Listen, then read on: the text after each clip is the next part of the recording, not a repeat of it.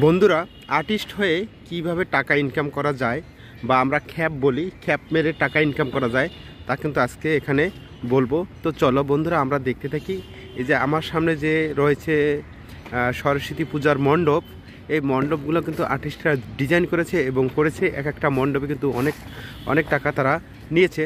ধরো এই মণ্ডপটা করতে তারা 1 লক্ষ টাকা বা 2 লক্ষ টাকা নিয়েছে। তো সেক্ষেত্রে দেখো আমরা কিভাবে এই কাজটা আমরা নিজেরা করতে পারি, আজকে সেই বিষয়টি তোমাদের সামনে তুলে ধরবো। তো চলো দেখিনি একটু ক্লোজ করে। আমার সামনে যে অর্থাৎ এই ডিপার্টমেন্টটা রয়েছে, আমরা এই ডিপার্টমেন্টের কাজটি দেখি এবং তোমরা কীভাবে করতে পারবে তা কিন্তু আজকে এখানে আমি বলে দেবো এবং দেখিয়ে দেব। তো চলো, আমরা দূর থেকে শট নিয়ে দেখলাম, আমরা পাশেরটি দেখবো না। আমরা আজকে আমার সামনে এই যে মূর্তিটি রয়েছে, এটার আমরা কিভাবে করতে পারি বা তোমরা করতে পারো সেই বিষয়ে বিস্তারিত বলবো। তো আমরা ক্লোজ শটে নিয়ে যাচ্ছি। তো চলো দেখতে থাকি।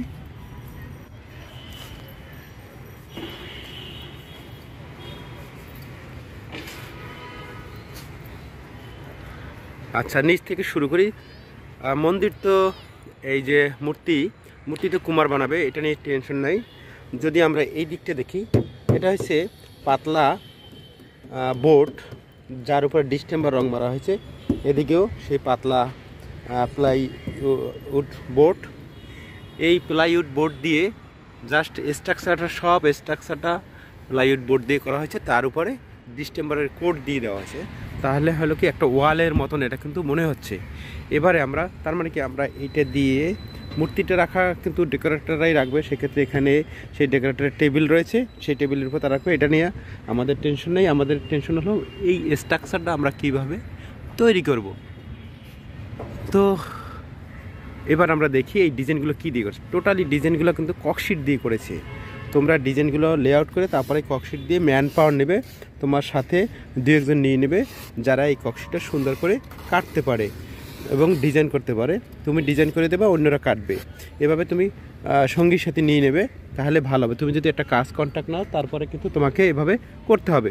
দেখো, এগুলো কিন্তু ডিজাইন করে এখানে কিন্তু লাগিয়ে দেওয়া হয়েছে। অবশ্যই সলিউশন ব্যবহার করা যাবে না, কারণ এর জন্য কিছু বিশেষ গাম রয়েছে, যে গামে অ্যাসিড নেই সেই গামগুলো ব্যবহার করা হয়েছে। এইভাবে দেখো প্রত্যেকটি জিনিস কিন্তু, এই যে ককশিট এটা ভেঙে গেছে, অর্থাৎ পূজা এখন শেষ হয়ে গেছে, তো তাই এই করা যাচ্ছে না।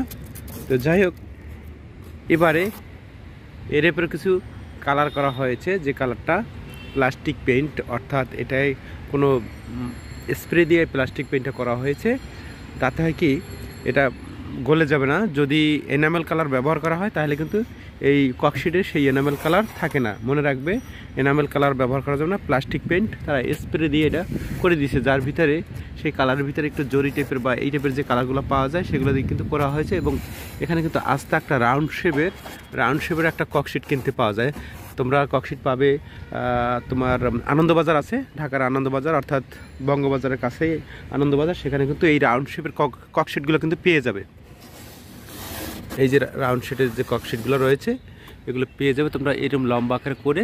তারপরে এই যে পিলার আকৃতির ধর্মীয় যে সেই পিলার বা আমরা কীর্তন বা রাজবাড়িতে দেখে থাকি, এভাবে দেখে থাকি। আর উপরেরটি সেই ফ্ল্যাটে ককশিটে ডিজাইন করে দিয়েছে। তাহলে হয়ে গেল। দেখো, আমাদের তাহলে কি করতে হবে, শুরুতে আমরা কি করতে চাচ্ছি সেটার একটা স্ট্রাকচার তৈরি করতে হবে।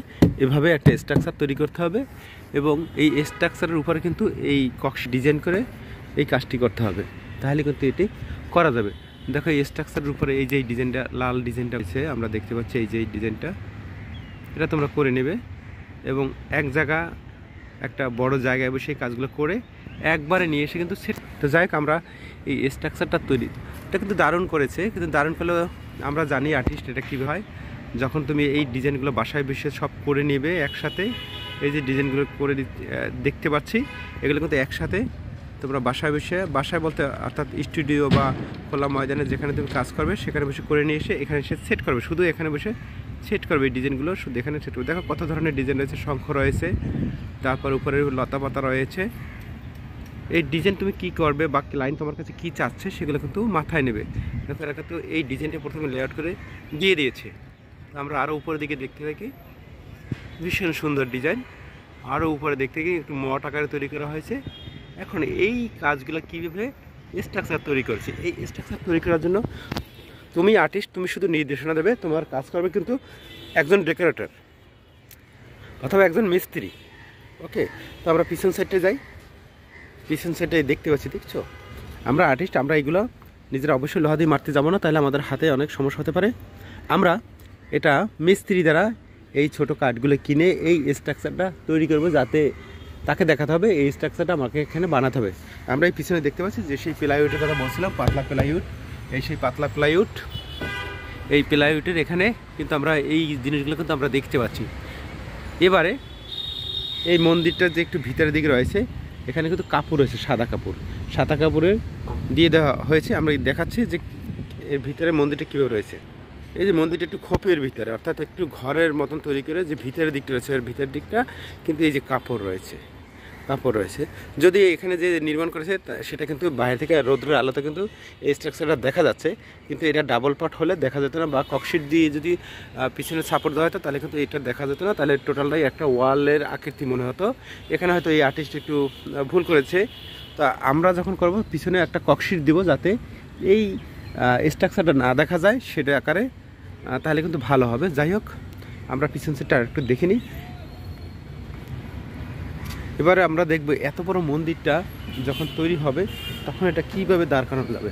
দেখো, অসংখ্য লোহার এবং বাঁশ সব কিন্তু অর্গানিক, এখানে কিন্তু পলিথিন বা এরকম কিছু নাই। এই দেখতে পেয়েছি, দেখো এটা কিন্তু টানা দিয়েছে। এই কাজটা করবে কিন্তু ডেকোরেটর, অর্থাৎ ডেকোরেটরের জন্য। এবারে কথা হলো তুমি কি বাজেট দিবে। সরি, আমি কিছু ময়লা দেখাচ্ছি। এই যে টানা দেওয়া, দূর থেকে আমরা দেখতে পাচ্ছি, দেখো মন্দিরটি কোথায়, এই পর্যন্ত কিন্তু পিছনে টানা দেওয়া রয়েছে। শুধু এই মন্দির কেন, বিভিন্ন স্টেজ তুমি তৈরি করতে পারো, এটা বড় করে তোমার সুবিধা মতন ডিজাইন দিয়ে এটা কিন্তু করতে পারবে। যাক, এটা কিন্তু দেখিয়ে দিচ্ছি যে কীভাবে তারা তৈরি করছে। দেখো, এই স্ট্রাকচারটা সঠিকভাবে রাখার জন্য অনেক ধরনের, অনেকভাবে এই বাঁশগুলো অ্যাঙ্গেলভাবে চলে গেছে, ক্রোসভাবে রেখেছে, যাতে ঝড় বা কোনো বড় বাতাস আসলে এত বড় উচ্চতায় এই মন্দিরটি যাতে না পড়ে যায়, হেলে যাতে না পড়ে যায়, এই কাজটি করবে ডেকোরেটর। এবং তাকে একটা বাজেট দিয়ে দিতে হবে যে আপনি এই এরকম স্ট্রাকচারের মন্দিরটি আপনি এরকম বাঁশ কিনে আপনি বেঁধে আপনি স্ট্রাকচারটি দিয়ে দেবেন। তাহলে কি হলো, স্ট্রাকচার বাঁশের যিনি এই কাজটা করবেন একজন ডেকোরেটর, বা ডেকোরেটর কিন্তু কাপড়ের কাজও করে থাকে, সে কিন্তু এই দুইটার বাজেট দেবে, তার কাছ থেকে বাজেট নিতে হবে। উনি যদি বলে যে আমার এই বাজেটে আমাকে 25,000 বা 30,000 টাকা দিতে হবে, আমি এই স্ট্রাকচারটা দিয়ে দেবো, ওকে, তার সাথে তুমি 25,000 টাকায় কন্ট্যাক্ট করে নেবে। এবার আসো যে মিস্ত্রি তোমার কাছ থেকে এই কত নেবে, যে এই স্ট্রাকচারটা দাঁড় করিয়ে দিবে তোমার কাছ থেকে কত নেবে। তাহলে উনি বললো যে আমাকে স্ট্রাকচারটা আমি দাঁড় করিয়ে দেবো, আমাকে দিতে হবে 40, তার মানে এই 70,000 হয়ে গেল, ওনাকে 40 দিতে হবে, উনি এই স্ট্রাকচার শুধু করে দিতে হবে। এবার তোমার কী করতে হবে, তোমাকে তোমাকে প্লাইউড কিনতে হবে। উনি হয়তো এই কাঠটা দিল 40-এর ভিতরে, বা ওনার সাথে কন্ট্যাক্ট করে দেবে যে উনি প্লাইউড সহ উনি এই স্ট্রাকচারটা দাঁড় করিয়ে দিবে। তাহলে তোমার কাজটা কী, তা তোমার কাজ হচ্ছে দেখিয়ে দেওয়া যে এই ডিজাইনটা এখানে হবে, এই কাঠটা এখানে হবে, এর মাপটা এইভাবে হবে। জাস্ট মিস্ত্রির সাথে কন্ট্যাক্ট করে, তাহলে মিস্ত্রিটা তুমি ধরো আরও 10 বাড়িয়ে দিলে, 50 দিয়ে তুমি এই স্ট্রাকচারটা দাঁড় করিয়ে নিলে। এবারে তোমার এই প্লাইউড সহ তোমার 50 এই স্ট্রাকচারটা দাঁড়িয়ে গেল। তার মানে কি 50, আর এদিকে ধরো এই যিনি ডেকোরেটরের কাজ করে দিল ওনারা দিলা 30 বা এরকম, এভাবে একটা হিসাব দাঁড় করাবে। এবং এর সাথে রং এবং ককশিট করায়, আর এই যে রং ককশিট করে, এবং এই যে ডিজাইন চার্জ, এই যে ডিজাইনগুলো তোমাকে করতে হবে, এই যে পিলারের ডিজাইন, এবং এই অনুযায়ী কাটবে, তাকে একটা অর্থ দিতে হবে, যে কেটে দিবে তাকে অর্থ দিয়ে, যে রং করে দিবে তাকে অর্থ দিতে হবে। তুমি যে রংটা কিনবে সেই অর্থটা তোমাকে বাজেটে রাখতে হবে। অর্থাৎ এই কাজটা তোমাকে করতে হলে তোমাকে 1 লাখ টাকার মতন খরচ করতে হবে।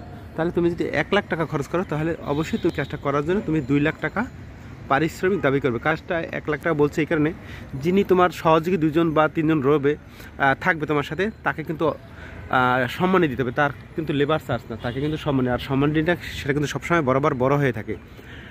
যাই হোক, এইভাবে কিন্তু করতে পারি। তো বন্ধুরা, এগুলো সেটিংয়ের একটা দরকার আছে। তো যাই হোক, এই কাজটা তুমি যদি 1.5 লক্ষ টাকায় নিতে পারো, তাহলে তোমার জন্য কিছু টাকা থাকবে, আদারওয়াইজ তোমার জন্য খাটুনি হবে বা ওরকম তুমি লাভ করতে পারবে, মনের শান্তির জন্য করতে পারবে। তো তোমাদের দেখালাম শুধু এটা একটা পূজা মণ্ডপ, এইভাবে তুমি বিয়ার মঞ্চ সাজাতে পারো, তুমি অন্য অন্য কাজও। তো এইভাবে স্ট্রাকচারে এই হাফটুই ধরো, এই যে এতটুকু স্ট্রাকচার ধরে তুমি একটা গেট তৈরি করতে পারো বা বাড়ির বিয়ার গেট তৈরি করতে পারো। এই যে আমরা এটা যদি দুই দিকে বাড়াই দিই, এই যে এই জায়গাটুকু দুই পাশে দুইটা পিলার দিয়ে এবং এই পিলার দুটো সরিয়ে দিয়ে তাহলে কিন্তু বড় একটা গেট হয়ে যায়। তো এইভাবে আমরা কিন্তু এই গেটও আমরা তৈরি করতে পারি। তো তুমি আগে খরচের হিসাবটা করে নেবে, তারপর দেখবে যে তোমার কত টাকা খরচ হয়েছে, তারপর তুমি তার উপরে কিছু লাভ বা সম্মানী দিয়ে এটার বাজেট তৈরি করতে পারো এবং তুমি এই একটা কাজের জন্য মিনিমাম 10 দিন 15 দিন সময় নেবে হাতে। ভিডিওটি দেখবার সকলকে। তো আর্টিস্টরা এভাবে কিন্তু টাকা ইনকাম করতে পারে বিভিন্ন খ্যাপ মেরে, আমরা এটাকে খ্যাপ বলে থাকি। ধন্যবাদ সকলকে ভিডিওটি দেখার জন্য।